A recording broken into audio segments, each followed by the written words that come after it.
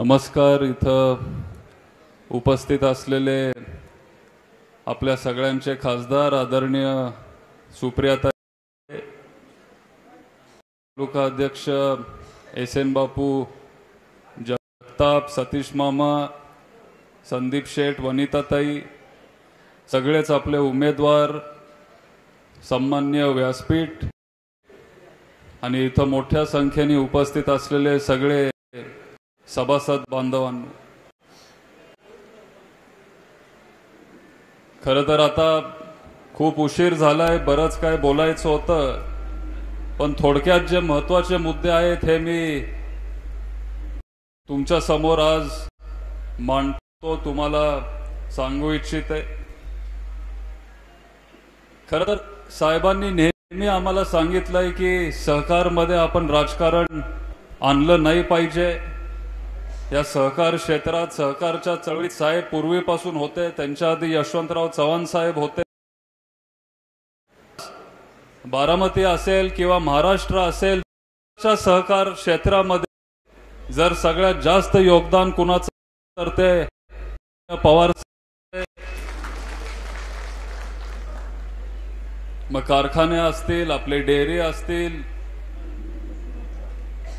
साहेब स्वतः केंद्रीय सहकार मंत्री राहिलेत, कृषी मंत्री राहिलेत आणि त्यावेळेला सहकार खातं पण त्यांच्याकडे होतं. आणि माळेगाव त्यांचा कारखाना आहे, त्यांच्या घरातून माळेगाव कारखाना दिसतो, माळेगाव कारखान्याची चिमणी दिसते आणि साहेबांचा ऊस तो माळेगाव कारखान्याला जातो. साहेब आणि आदरणीय ताई त्या कारखान्याचे सभासद आहेत. नेहमी 50 वर्षापासून साहेब ह्या कारखान्यासाठी प्रयत्न करत आलेत. नवीन आपल्याला काय इथं करता येईल, कारखाना हा आपल्याला नवीन दिशेने कसं नेता येईल ह्याच्यावर सतत साहेब प्रयत्न करत आलेत. पूर्वी मला सगळे ज्येष्ठ लोक सांगतात की आपण मळी फेकून देत होतो, पण आज त्याच मळीतून आपण एथेनॉल तयार करतोय आणि ते एथेनॉल आपण विमानात वापरतो. हे सगळं का शक्य झालं, ते पवार साहेबांच्या योगदानामुळे ते शक्य झालं. आणि आज क्षेत्रात असताना पवार साहेबांनी स्वतःचा एकही कारखाना कुठेही उभा केलेला नाहीये आणि पूर्ण वेळ ते माळेगाव, सोमेश्वर, छत्रपती आणि महाराष्ट्राच्या कारखान्यांना ते देत आलेत. कधीच त्यांनी स्वतःचा कारखाना तो उभा केला नाही, पण शेतकऱ्यांसाठी ते लढत राहिले, शेतकऱ्यांसाठी ते काम करत राहिले. आणि हाच विचार आम्ही पुढची पिढी पण पुढे न्यायचा प्रयत्न करतोय. आता आज बरेच लोक साहेबगाव कारखान्यासाठी काय केलं बारामतीकरांना माहिती आहे. आज अलीकडचे जे 2 पॅनल आहेत, मग कपबशीचं पॅनल असेल किंवा किटली, हे पण कधीतरी साहेबांसोबत काम करत होते. त्यांना साहेबांनीच तिथं सगळं शिकवलं, दाखवलं आणि साहेबांपासून वेगळे झालेत, पण साहेब आज तिथंच आहेत आणि साहेबांचेच विचार घेऊन आपण आज हे पॅनल, बळीराजा सहकार पॅनल आपण इथं उभं केलंय आणि आपण पुढे चाललोय. कारखाना क्षेत्रात दर 2-3 वर्षाला, दर 5 वर्षाला काय काय वेगळे गोष्टी येत असतात. टेक्नॉलॉजी जे आपण म्हणतो ही बदलत असते. पूर्वी आपण RS बनवायचो, नंतर आपण एथेनॉल बनवायला लागलो. आपण मळीपासून एथेनॉल बनवत होतो, आता आपण सिरप पासून एथेनॉल बनवतो. आता परवा मी साहेबांबरोबर मुंबईत एका कार्यक्रमाला गेलो. तुम्हाला सगळ्यांना आश्चर्य वाटेल की साखरेपासून आता कपडे लोक बनवायला लागलेत. साखरेपासून जी प्लास्टिकची खुर्चीवर तुम्ही बसलाय, ती प्लास्टिकची खुर्ची आता आपण साखरेपासून बनवू शकतो आणि ह्याच्यावर आता पवार साहेब काम करायला. पाण्याचे बाटल्या असतात जे आपल्या पर्यावरणासाठी घातक असतात, ते प्लास्टिकचे बाटल्या पण आता आपण साखरेपासून बनवू शकतो. आणि 3 महिने पवार साहेब तिथं VSIचं एक डेलिगेशन घेऊन तिथं जाऊन त्याचा सगळा अभ्यास करणार आहे. सांगायचा हेतू हा आहे की नेहमी नवीन आपल्याला काय करता येईल, ह्या क्षेत्रामध्ये शेतकऱ्यांना 2 रुपये जास्त आपल्याला वाढवून कसे देता येतील ह्याच्यासाठी सतत साहेब प्रयत्न करत आलेत. आता कुणीतरी बोलताना उल्लेख केला की अलीकडे आपण खूप ऐकतोय AI म्हणजे इंग्लिशमध्ये त्याला आर्टिफिशियल इंटेलिजन्स म्हणतो, मराठीत कृत्रिम बुद्धिमत्ता.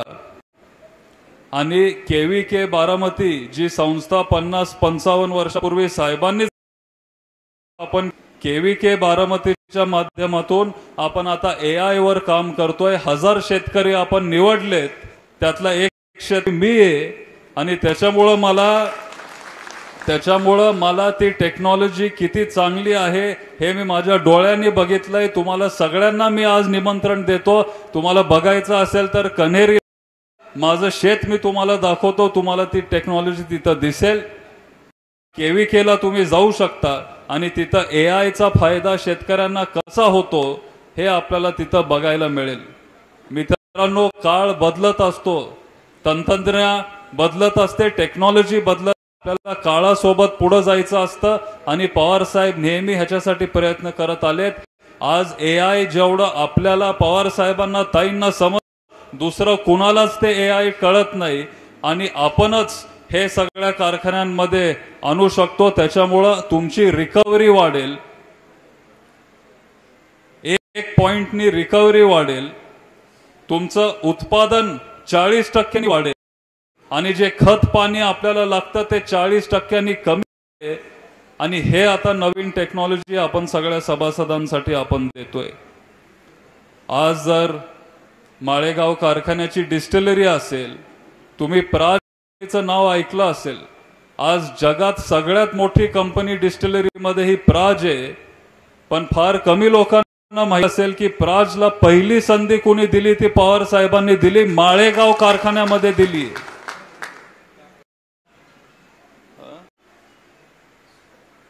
माळेगाव कारखान्यामध्ये पहिल्यांदा प्राजला पवार साहेबांनी संधी दिली, ती डिस्टिलरी आपण तिथं उभी केली.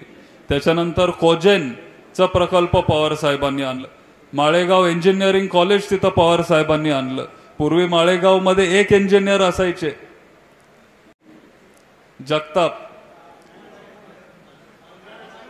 नानासाहेब जगताप, पंधरेमध्ये. आता 8,000-3,000 इंजिनियर आपल्या गावामध्ये आहेत. का? कारण पवार साहेबांनी इंजिनिअरिंग कॉलेज इथं माळेगावमध्ये काढलं. असे अनेक कामं पवार साहेबांनी माळेगाव कारखान्यात केलेत.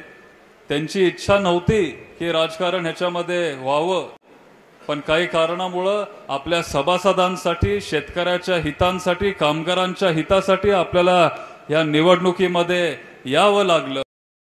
निश्चित आपण सभासदांसाठी, कामगारांसाठी, त्या कारखान्यासाठी आपण काम करत राहू, हा शब्द आम्ही सगळ्यांनी पवार साहेबांना दिलाय आणि आम्ही त्या पद्धतीने पुढे चाललोय.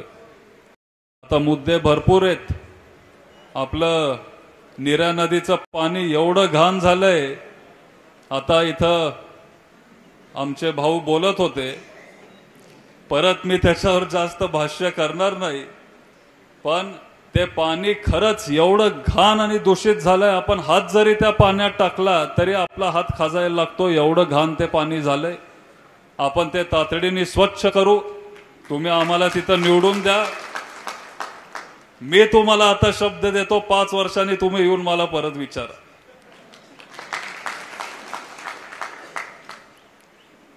कामगार भरती पण चुकीची झालीये.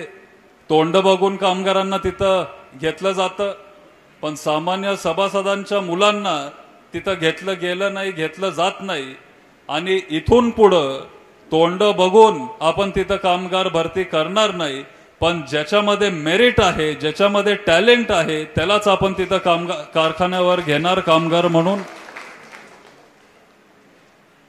आणि ह्या वर्षी आता 36 ते म्हणत होते 1 का 2 वर्षापूर्वी इलेक्शनच्या आधी ते त्यांनी करून टाकलं. सगळ्यांना कळतं की ते इलेक्शनच्या आधी मुद्दामून ते दर डिक्लेअर करतात. पण 5 वर्ष तुम्ही काय दर दिलाय हे तुम्ही सभासदांना दाखवलं पाहिजे. ह्या वर्षी पहिल्यांदा त्यांनी 2800 दर दिलेला तुम्हाला आठवत असेल.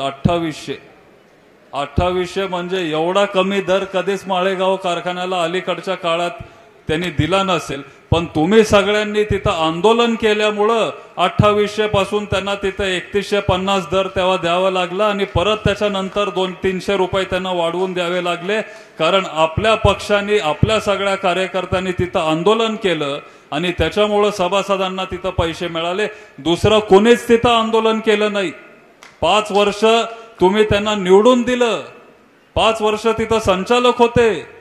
तरी पण आज जे काही विरोधक आहेत ते तिथं गेले नाहीत. मग परत आपण त्यांना का निवडून द्यायचं हा विचार पण तुम्ही सगळ्यांनी केला पाहिजे. जो तिथं ऍक्टिव्ह राहील, जो तिथं तुमचे प्रश्न मांडेल, असे तिथं संचालक आपण निवडून दिले पाहिजेत. मुद्दे भरपूर आहेत. आम्हाला तुम्ही तिथं एक संधी द्या. काळ बदलत असतो. नवीन पिढीला तुम्ही संधी द्या. आम्ही पवार साहेबांचे विचार घेऊन आम्ही पुढे चाललोय. टेक्नॉलॉजी बदलली आहे. तो कारखाना आपल्याला बदलावा लागेल. कारखाना आपल्याला वाढवावा लागेल. आजूबाजूचे कारखाने एवढे मोठे झालेत. 15 आणि 20 हजार टनीचे कारखाने झालेत. आपला कारखाना तिथंच थांबलाय. आपल्याला कारखाना वाढवावा लागेल. आणि आज मी तुम्हाला सांगतो, जर आम्हाला तुम्ही संधी दिली तर आजपर्यंत जेवढं क्रशिंग झालंय त्याच्यापेक्षा सगळ्यात जास्त क्रशिंग आपण तिथं करून दाखवू. साखरेची क्वालिटी, एवढी चांगली साखरेची क्वालिटी आपण तिथं बनवू की 1 रुपयाने आपल्याला साखरेचा पर किलो रेट वाढवून मिळेल. हे पण आज मी तुम्हाला सगळ्यांना इथं सांगतो. रिकव्हरी आपण वाढवू. कामगारांचं हित आपण जपू आणि कारखान्यासाठी आपण काम करू. पारदर्शकपणे आपण तिथं काम करत राहू. एवढंच मी आज तुम्हाला सगळ्यांना इथं सांगू इच्छितो. तुम्ही आज मोठ्या संख्येने इथं आलात त्याबद्दल सगळ्यांचा आभार मानतो आणि माझे 2 शब्द संपवतो. जय हिंद, जय महाराष्ट्र. या ठिकाणी स्वागत करूयात आदरणीय सौ खासदार सुप्रियाताई सुळे यांना विनंती करेल आपण आपलं मनोगत व्यक्त करावं.